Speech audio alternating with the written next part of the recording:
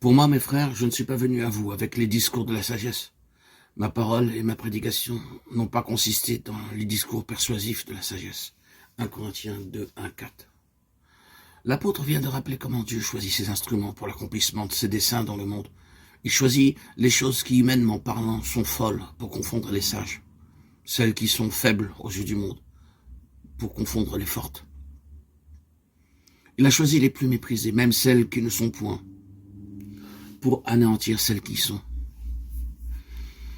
Et pour moi, mes frères et sœurs, en Christ bien-aimés, continue l'apôtre, c'est ainsi que je me suis présenté à vous, dépouillé de toute sagesse humaine, sans discours éloquent, faible dans la crainte et un grand tremblement, pour vous annoncer le mystère de Dieu.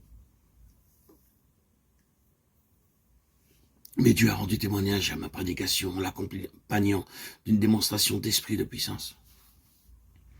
Une démonstration d'esprit, une explication d'en haut, un secours divin qui révèle le message. Si la prédication de la croix n'est pas accompagnée de cette illumination intérieure, de cette puissance de conviction de l'esprit, elle reste incompréhensible pour la raison seule qui se détourne et se donne à un autre évangile. Quoiqu'il n'y ait pas d'autre bonne nouvelle, pas d'autre évangile.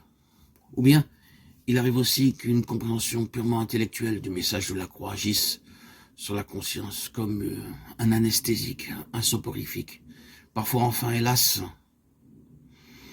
la croix est matérialisée, on adore le symbole extérieur. Le message ne transforme pas, ne pénètre pas, ne s'empare pas de la vie.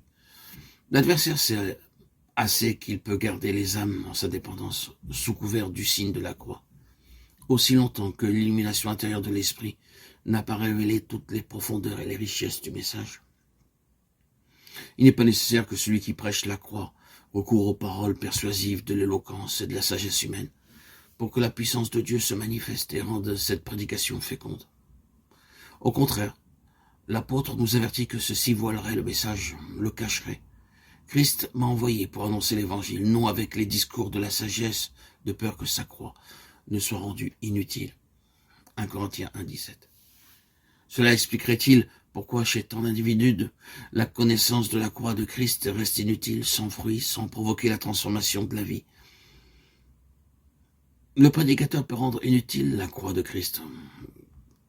Quelle redoutable responsabilité.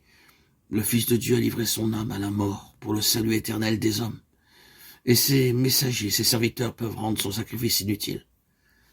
Quelle pensée redoutable. Mais comment cela se peut-il faire? Comment la sagesse humaine peut-elle rendre stérile la prédication de la croix? Ne serait-ce pas que l'homme préoccupé de rhétorique, de forme oratoire, n'a pas été lui-même saisi par la croix de Christ, par la folie de la croix, où le moi est crucifié, de ce qu'il n'est pas comme Paul, l'esclave de Christ, de sorte qu'il se préoccupe surtout de la forme de son discours et attire l'attention sur le messager plutôt que sur le message, sur la forme plutôt que sur le fond, sur le serviteur plutôt que sur le maître. N'avons-nous pas le droit de penser que la prédication de la croix doit être le message qui touche le plus directement, le plus profondément le cœur du Père? Et ne comprenons-nous pas qu'il refuse de bénir quiconque se sert du message au lieu de le servir?